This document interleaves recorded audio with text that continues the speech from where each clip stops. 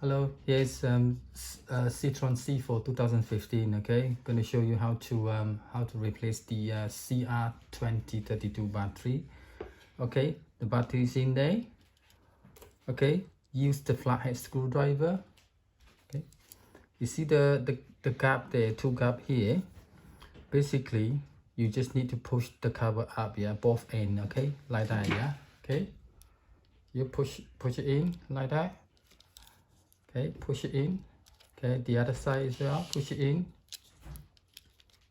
Okay, see, the covers up. Here's a CR2032 battery. Okay, and then use the screwdriver to pry it up. Replace with the new battery. Okay, this angle in first. Okay, press it down.